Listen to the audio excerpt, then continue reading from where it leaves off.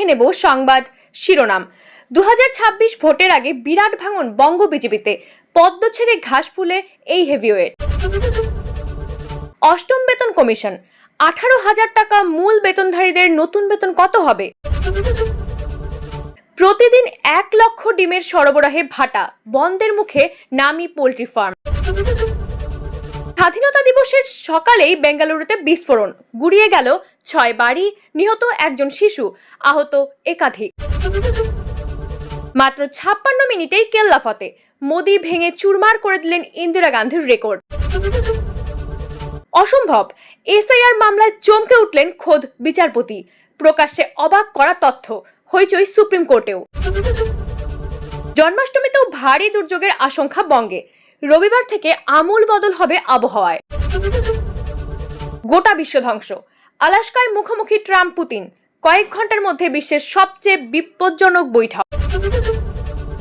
মেঘ ভাঙা বৃষ্টি, ধসে পাকিস্তানে মৃত্যু বেড়ে 250, মুখ থুবড়ে পড়ল ত্রাণের হেলিকপ্টার। পুজোর আগে বিরাট খবর, প্রতি মাসে 5,000 টাকা করে ভাতা দেওয়ার ঘোষণা শুভেন্দু অধিকারীর। এক ঠিকানায় 240 ভোটার, সুপ্রিম কোর্টে তুমুল বিতর্ক, অবাক বিচারপতি। এবারে আসছি বিস্তারিত খবরে। ভিডিওটি ভালো লাগলে লাইক করুন আর আমাদের চ্যানেলটিকে সাবস্ক্রাইব করে আমাদের সঙ্গে থাকুন। 2026 ভোটের আগেই বিরাট ভাঙন বঙ্গ বিজেপিতে, পদ্ম ছেড়ে ঘাস ফুলে এই হেভিওয়েট। 2026 বিধানসভা নির্বাচনের আগে বড় সড়ো ভাঙন বঙ্গ বিজেপিতে।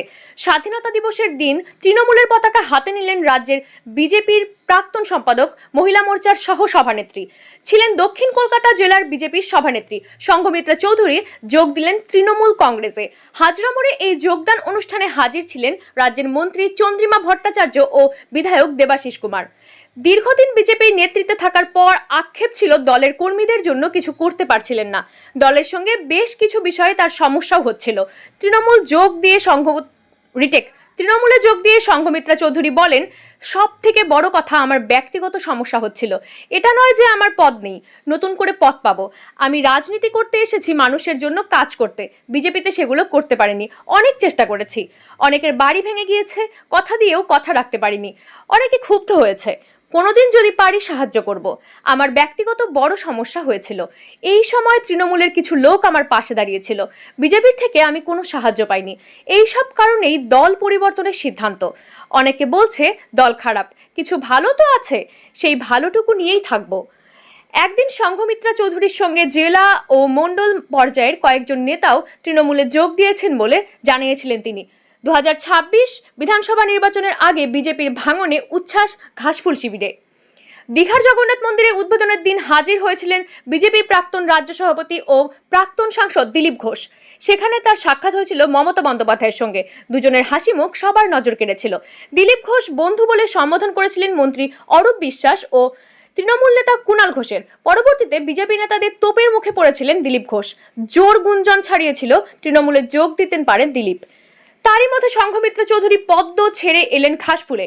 রাজ্য রাজনীতিতে জোর জল্পনা, দলবদলের তালিকায় এরপর কে? স্বাধীনতা দিবসের সকালেই ভয়ঙ্কর বিস্ফোরণ কর্ণাটকের বেঙ্গালুরুতে। সারা দেশ যখন স্বাধীনতা উদযাপনে ব্যস্ত, ঠিক তখনই কেঁপে ওঠে উইলসনের গার্ডেন এলাকার চিনাই আনাপাল্লা। এই বিস্ফোরণে ঘটনাস্থলেই নিহত এক শিশু এবং আহত আরও 9। কি থেকে এই বিস্ফোরণ? বেঙ্গালুরুর চিনাই আনাপাল্লাতে এই দুর্ঘটনাটি ঘটেছে একটি গ্যাস সিলিন্ডার ব্লাস্টের কারণে। জানা যায়, সেন্ট্রাল বেঙ্গালুরুর উইলসন গার্ডেন এলাকায় আজ সকালে একটি সিলিন্ডার বিস্ফোরণে মৃত্যু হয়েছে 10 বছর বয়সী এক শিশুর এবং আরও 9 জন আহত হয়েছেন। চিন্নানপাল্লা এলাকার ঘনবসতিপূর্ণ, যেখানে বাড়িগুলো একে অপরের সঙ্গে লাগোয়া। সেখানে বিস্ফোরণের ফলে প্রায় 6টি বাড়ি ক্ষতিগ্রস্ত হয়েছে। পুলিশের দেওয়া তথ্য অনুযায়ী আহতদের হাসপাতালে নিয়ে যাওয়া হয়েছে এবং উদ্ধার কার্য এখনো চলছে। পুলিশের তরফে জানানো হয়েছে, শুক্রবার সকাল 8:20 নাগাদ এলাকার একটি ছোট বাড়িতে বিস্ফোরণটি হয়। 3 মিনিটের মধ্যেই সকাল 8:23 নাগাদ পুলিশ এবং 8:25 নাগাদ দমকল বাহিনীকে এই ঘটনার খবর জানানো হয়। খবর পাওয়ার সঙ্গে সঙ্গেই ঘটনাস্থলে পৌঁছে যায় দমকলের 2 ইঞ্জিন। সিলিন্ডার লিকের কারণেই বিস্ফোরণটি ঘটেছে বলে অনুমান করা হয়েছে। বেঙ্গালুরু পুলিশ কমিশনার সীমন্ত কুমার সিং ঘটনাস্থল পরিদর্শন করে বলেন, বিস্ফোরণে 10টি বাড়ি ক্ষতিগ্রস্ত হয়েছে। হাসপাতালে 9 জন ভর্তি আছেন এবং একটি শিশু মারা গেছে। অসম্ভব। এসআইআর মামলায় চমকে উঠলেন খোদ বিচারপতি। প্রকাশ্যে অবাক করা তথ্য, হইচই সুপ্রিম কোর্টেও। দেশের ভোটার তালিকা সংশোধনের প্রক্রিয়া, যা স্পেশাল ইন্টেন্সিভ রিভিশন এসআইআর নামে পরিচিত, এখন সুপ্রিম কোর্টের শুনানিতে উত্তাপ ছড়াচ্ছে। বিহারে ভোটার তালিকা থেকে বিপুল সংখ্যক নাম বাদ পড়া নিয়ে তৈরি হওয়া বিতর্কের মধ্যেই শীর্ষ আদালত জাতীয় নির্বাচন কমিশনকে গুরুত্বপূর্ণ নির্দেশ দিয়েছে। একই ঠিকানায় 240 জন ভোটার এবং মৃতদের উপস্থিতি। শুনানির সময় বিচারপতি সূর্যকান্ত বিহারে এক বাড়িতে 240 জন ভোটারের নাম থাকার ঘটনায় বিস্ময় প্রকাশ করেন এবং বলেন, একটা বাড়িতে এত লোক থাকতেই পারে না, অসম্ভব। অন্যদিকে নির্বাচন কমিশনের তালিকায় মৃত বলে ঘোষিত কিছু ব্যক্তি সশরীরে সুপ্রিম কোর্টের সামনে হাজির হওয়ায় এই বিতর্ক নতুন মাত্রা পেয়েছে। সুপ্রিম কোর্টের বড় নির্দেশ, শীর্ষ আদালত জাতীয় নির্বাচন কমিশনকে কিছু গুরুত্বপূর্ণ পদক্ষেপ নেওয়ার নির্দেশ দিয়েছে। বিহারের এসআইআর এ যাদের নাম বাদ পড়েছে তাদের তালিকা ওয়েবসাইটে প্রকাশ করতে হবে এবং কেন নাম বাদ দেওয়া হয়েছে তার কারণও উল্লেখ করতে হবে। নাম বাদ গেলে পুনর্বিবেচনার জন্য আবেদনের সময় আধার কার্ডকে প্রামাণ্য নথি হিসেবে গ্রহণ করতে হবে। এই বিষয়ে একটি বিজ্ঞপ্তি জারি করার জন্য কমিশনকে নির্দেশ দেওয়া হয়েছে। পশ্চিমবঙ্গ সরকারের উদ্বেগ, এই শুনানিতে পশ্চিমবঙ্গের প্রসঙ্গ উঠে এসেছে। রাজ্যের আইনজীবী গোপাল শঙ্কর নারায়ণ সারা দেশে এসআইআর এর উপর স্থগিতাদেশের দাবি জানিয়েছেন। তিনি বলেন, রাজ্য সরকারের সঙ্গে কোনো আলোচনা ছাড়াই কমিশন পশ্চিমবঙ্গে এই প্রক্রিয়া শুরুর কথা ঘোষণা করেছে। আইনজীবী কল্যাণ বন্দ্যোপাধ্যায় সম্প্রতি হাইকোর্টের সামনে 3 মহিলার আত্মহত্যার চেষ্টার প্রসঙ্গ তুলে রাজ্যের পরিস্থিতি যে খারাপের দিকে যাচ্ছে তা তুলে ধরেন। আবেদনকারীর অভিযোগ, আবেদনকারীর আইনজীবী অভিষেক মনু সিংভি এবং প্রশান্ত ভূষণও কমিশনের স্বচ্ছতা নিয়ে প্রশ্ন তুলেছেন। তারা বলেন, আসন্ন নির্বাচনের আগে তাড়াহুড়ো করে এই শুদ্ধিকরণ প্রক্রিয়া কেন করা হচ্ছে? কমিশনের তালিকায় নন রেকমেন্ডেড বলে বাতিল হওয়া 10 থেকে 12% রিটেক, বাতিল হওয়া 10 থেকে 12% ভোটারের ডিজিটাল রেকর্ড কেন ওয়েবসাইটে দেওয়া হচ্ছে না, সেই বিষয়েও তারা প্রশ্ন তুলেছেন। আজ এই সব অভিযোগের জবাব দেবে নির্বাচন কমিশন। জন্মাষ্টমীতেও ভারী দুর্যোগের আশঙ্কা বঙ্গে। রবিবার থেকে আমূল বদল হবে আবহাওয়ায়। ফের ভারী দুর্যোগের আশঙ্কা বঙ্গে। বঙ্গোপসাগরে শক্তি বাড়াচ্ছে নিম্নচাপ ও ঘূর্ণাবর্ত, ফলে সপ্তাহ জুড়ে বৃষ্টির সম্ভাবনার কথা জানিয়েছে হাওয়া অফিস। দক্ষিণবঙ্গে সপ্তাহ জুড়ে হালকা থেকে মাঝারি বৃষ্টির পূর্বাভাস রয়েছে। এটা ঘটনা যে জন্মাষ্টমীতে প্রতি বছরই বৃষ্টি হয়, এবারও এর অন্যথা ঘটবে না। আজ শনিবার দক্ষিণবঙ্গের বেশিরভাগ জেলায় হালকা থেকে মাঝারি বৃষ্টির সম্ভাবনা রয়েছে। দক্ষিণ 24 পরগনা, পূর্ব ও পশ্চিম মেদিনীপুর, ঝাড়গ্রাম, পুরুলিয়া ও বাঁকুড়ায় 1-2 জায়গায় 30 থেকে 40 কিলোমিটার বেগে ঝোড়ো হাওয়ার সঙ্গে বজ্রপাত সহ বৃষ্টির সম্ভাবনা রয়েছে। রবিবার থেকে বৃষ্টি বাড়তে পারে। রবিবার কলকাতা, হাওড়া, হুগলি, উত্তর 24 পরগনা, দক্ষিণ 24 পরগনা, পূর্ব মেদিনীপুর, পশ্চিম মেদিনীপুর, ঝাড়গ্রাম এবং নদিয়ায় ঝড় বৃষ্টির সতর্কতা জারি হয়েছে। সোমবার বাকি জেলাগুলিতেও সতর্কতা রয়েছে। মঙ্গলবার বৃষ্টি হতে পারে শুধু হাওড়া, 2 24 পরগনা, 2 মেদিনীপুর এবং বাঁকুড়ায়। মঙ্গলবারের পর থেকে আপাতত আবহাওয়া সংক্রান্ত আর কোনো সতর্কবার্তা জারি করা হয়নি। শনিবার কলকাতা ও পার্শ্ববর্তী এলাকার আকাশ আংশিক মেঘলা থাকবে। রোদ মেঘের খেলা চলবে দিনভর। শনিবার কলকাতার সর্বনিম্ন তাপমাত্রা ছিল 27.3 ডিগ্রি সেলসিয়াস, স্বাভাবিকের থেকে 0.8 ডিগ্রি বেশি। বিক্ষিপ্ত বৃষ্টির পূর্বাভাস রয়েছে উত্তরবঙ্গের দার্জিলিং, জলপাইগুড়ি, কালিম্পং, কোচবিহার এবং আলিপুরদুয়ারে। তবে ভারী বৃষ্টির কোনো সতর্কতা নেই। হালকা থেকে মাঝারি বৃষ্টিপাত হতে পারে, কিন্তু রবিবার থেকে ফের দুর্যোগ শুরু হবে উত্তরবঙ্গে। রবিবার ও সোমবার দার্জিলিং, জলপাইগুড়ি, কালিম্পং, আলিপুরদুয়ার ও কোচবিহারে ভারী বৃষ্টির সম্ভাবনা রয়েছে। মঙ্গলবার ও বুধবার ভারী বৃষ্টি চলবে।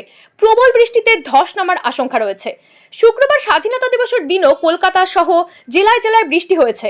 শনিবার জন্মাষ্টমীর দিনও রয়েছে ভারী বৃষ্টির সম্ভাবনা। শনিবার পর্যন্ত বাংলা ও ওড়িশা উপকূলের সমুদ্রে মৎস্যজীবীদের জন্য সতর্কবার্তা জারি করেছে আবহাওয়া দপ্তর। এটা ঘটনা পশ্চিম মধ্য বঙ্গোপসাগর এবং সংলগ্ন এলাকার উপর থাকা ঘূর্ণাবর্তের কারণে বুধবার উত্তর রিটেক এটা ঘটনা পশ্চিম মধ্য বঙ্গোপসাগর এবং সংলগ্ন এলাকার উপরে থাকা ঘূর্ণাবর্তের কারণে বুধবার উত্তর অন্ধ্রপ্রদেশ এবং দক্ষিণ ওড়িশা উপকূল বরাবর পশ্চিম মধ্য বঙ্গোপসাগর এবং সংলগ্ন উত্তর পশ্চিম বঙ্গোপসাগরের ওপরে একটি নিম্নচাপ তৈরি হয়েছে। তবে প্রত্যক্ষভাবে পশ্চিমবঙ্গের ওপর সেই নিম্নচাপের কোনো প্রভাব এখনো পড়েনি।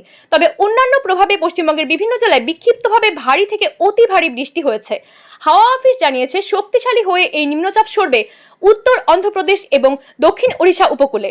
হাওয়া অফিস অবশ্য জানিয়েছে, আপাতত দক্ষিণবঙ্গে ভারী বৃষ্টির সম্ভাবনা উত্তরবঙ্গের চেয়ে কম। পুজোর আগেই বিরাট খবর, প্রতি মাসে 5,000 টাকা করে ভাতা দেওয়ার ঘোষণা শুভেন্দু অধিকারীর। কারা পাবেন জানুন। পুজো মিটলেই পশ্চিমবঙ্গে 2026-এর বিধানসভা নির্বাচনের দাদামা বেজে যাবে। আর তার মধ্যেই প্রতি মাসে 5,000 টাকা করে সংগ্রামী ভাতা দেওয়ার ঘোষণা করলেন বিরোধী দলনেতা শুভেন্দু অধিকারী। লোকসভা ভোটের আগে লক্ষ্মীর ভাণ্ডারের ভাতা ছাড়িয়ে 3,000 টাকা করার কথা জানিয়েছিলেন। আর এবার আরও এক ধাপে গিয়ে 5,000 টাকা ভাতা দেওয়ার বড় প্রতিশ্রুতি দিলেন। আর জনসভায় দাঁড়িয়ে এই ঘোষণা রাজ্য রাজনীতিতে প্রতিক্রিয়া সৃষ্টি করেছে। এই ভাতা কাদের জন্য এবং কিভাবে দেওয়া হবে বিস্তারিত জেনে নিন। পশ্চিমবঙ্গে 5,000 টাকা করে সংগ্রামী ভাতা দেওয়ার প্রতিশ্রুতি। বাংলার রাজনৈতিক অঙ্গনে এখন সবচেয়ে বড় আলোচনার বিষয় হলো 2026 সালের বিধানসভা নির্বাচন। বিভিন্ন জেলার নেতারা বিভিন্ন দলের নেতারা জনগণকে আকৃষ্ট করতে নানা ধরনের লোভনীয় প্রতিশ্রুতি দিচ্ছেন। এর মধ্যে তৃণমূল কংগ্রেসের লক্ষ্মীর ভাণ্ডার প্রকল্পটি ইতিমধ্যে ব্যাপক জনপ্রিয়তা লাভ করেছে। মুখ্যমন্ত্রী মমতা বন্দ্যোপাধ্যায়ের নির্দেশে মহিলাদের ব্যাংক অ্যাকাউন্টে সরাসরি 1,000 থেকে 1,200 টাকা প্রদান করা হচ্ছে। তবে এদিন এক জনসভায় শুভেন্দু অধিকারী জানিয়েছেন যে এবার থেকে বিজেপি ক্ষমতা এলে প্রতি মাসে 5,000 টাকা করে সংগ্রামী ভাতা দেওয়া হবে। আর 5,000 টাকা ভাতা মানে ছোটখাটো একটি চাকরির সমান। তাই এই খবরে রাজনৈতিক মহলে এবং সাধারণ মানুষের মধ্যে ব্যাপক উত্তেজনা ছড়িয়ে পড়েছে। লক্ষ্মীর ভাণ্ডার প্রকল্প মহিলাদের সশক্তিকরণের নতুন ধাপ। লক্ষ্মীর ভাণ্ডার প্রকল্প রাজ্যের মহিলাদের অর্থনৈতিক স্বাধীনতা প্রদানে গুরুত্বপূর্ণ ভূমিকা পালন করেছে। এই প্রকল্পের অধীনে যোগ্য মহিলারা নিয়মিত আর্থিক সাহায্য পান, যা তাদের দৈনন্দিন জীবনে হাত খরচ ও বিভিন্ন প্রয়োজন মেটাতে সহায়ক হয়। মমতা বন্দ্যোপাধ্যায়ের সরকার এই মহৎ উদ্যোগকে আরও সফল করতে বিধানসভা ভোটের আগে হয়তো এই ভাতার পরিমাণ আবারও বাড়াতে পারেন। তবে তার আগেই পুরুষ মহিলা নির্বিশেষে 5,000 টাকা ভাতা দেওয়ার প্রতিশ্রুতি দিয়েছেন শুভেন্দুবাবু। এই ঘটনা এ যেন ভোটে জেতার জন্য ভাতা দেওয়ার ঠান্ডা প্রতিযোগিতা। সংগ্রামী ভাতা, যোগ্যতা এবং কারা পাবেন। পশ্চিমবঙ্গ বিধানসভা নির্বাচন 2026-এর লক্ষ্মীর ভাণ্ডার প্রকল্পের উন্নয়নটি মহিলাদের ভোট ব্যাংকে আরও সুবিধা করে দেবে, এ কথা বলার অপেক্ষা রাখে না। তবে লক্ষ্মীর ভাণ্ডার প্রকল্প রাজ্যের সমস্ত মহিলাদের জন্য হলেও শুভেন্দুবাবুর ঘোষণা অনুযায়ী এই নতুন ভাতা কিন্তু সকলে পাবেন না। যদি বিজেপি 2026 বিধানসভা নির্বাচনে জয়ী হয়, তাহলে রাজনৈতিক কারণে শহীদ হওয়া পরিবারগুলোকে সাহায্য করার জন্য প্রতি মাসে 5,000 টাকা করে সংগ্রামী ভাতা দেওয়া হবে, এমনটাই জানা গেছে। এবার এই টাকা কোন প্রকল্পের মাধ্যমে দেবেন সেটা এখনো স্পষ্ট নয়। অষ্টম বেতন কমিশন, 18,000 টাকা মূল বেতনধারীদের নতুন বেতন কত হবে? নয়াদিল্লি। পরিবর্তিত অর্থনৈতিক পরিস্থিতির সঙ্গে সঙ্গতি রেখে ভারত সরকারের কর্মচারীদের বেতন সংশোধনের জন্য সময়ে সময়ে পে কমিশন বা বেতন কমিশন গঠন করা হয়। এখন অষ্টম বেতন কমিশন, 8th পে কমিশন নিয়ে আলোচনা চলছে, যা কার্যকর হলে লক্ষ লক্ষ কর্মচারীর বেতনে বড় পরিবর্তন দেখা দিতে পারে। ফিটমেন্ট ফ্যাক্টর কি? যে কোনো পে কমিশনের মূল ভিত্তি হলো ফিটমেন্ট ফ্যাক্টর। এটি এমন একটি গুণক যার মাধ্যমে বর্তমান মূল বেতনকে নতুন মূল বেতনে পরিবর্তন করা হয়। অর্থাৎ যদি কোনো কর্মচারীর বর্তমান মূল বেতন 18,000 টাকা হয় এবং ফিটমেন্ট ফ্যাক্টর 2.00 হয়, তবে তার নতুন মূল বেতন হবে 36,000 টাকা। সপ্তম বেতন কমিশনে এই ফিটমেন্ট ফ্যাক্টর ছিল 2.57, যার ফলে সর্বনিম্ন বেতন 7,000 টাকা থেকে বেড়েছিল 18,000 টাকা। অষ্টম বেতন কমিশনের ফিটমেন্ট ফ্যাক্টর কত হতে পারে? এখনো পর্যন্ত অষ্টম বেতন কমিশন নিয়ে কোনো আনুষ্ঠানিক ঘোষণা করা হয়নি। তবে গণমাধ্যম এবং বিশেষজ্ঞদের প্রতিবেদন অনুযায়ী ফিটমেন্ট ফ্যাক্টর 1.92 থেকে 2.86 এর মধ্যে হতে পারে।